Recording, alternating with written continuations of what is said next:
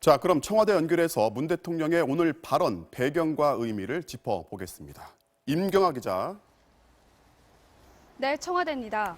자, 일본의 수출 규제 관련해서 문 대통령이 직접 입장을 밝힌 게 이번이 세 번째인데 발언 수위가 갈수록 강경해지고 있어요. 이유가 있다고 봐야겠죠? 일주일 전 문 대통령이 처음 입장을 냈을 때는 철회를 촉구했고 이틀 뒤 기업인 간담회에서는 일본을 향해 더 이상 막다른 길로 가지 말라며 우려를 나타냈습니다. 그런데 오늘 메시지를 보면요. 일본의 의도가 일회적인 무역 보복이 아니라는 점을 특별히 강조했습니다. 일본이 반도체를 콕 집은 건 근본적으로 우리 경제의 성장을 막고 발목을 잡으려는 의도가 있다는 겁니다.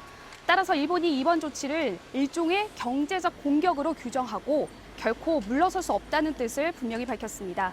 당장 힘들다고 굴복하는 모습을 보이면 이번 싸움에서 이길 수도 없고 앞으로 이런 일이 반복될 거라는 게 청와대의 판단입니다.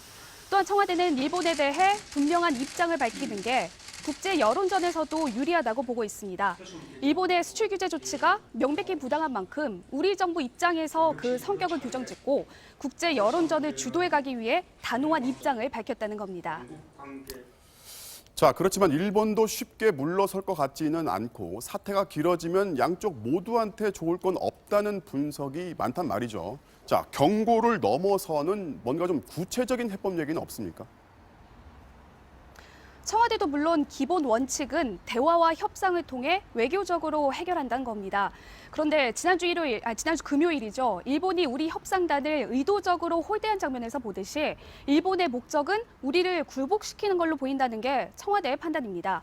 따라서 당장 양자 협상을 통한 해결은 쉽지 않고 미국 등 주요 국가에 우리 입장을 알리고 WTO 제소 등 국제 공조를 통해 일본을 압박해 가겠다는 게 청와대의 전략입니다.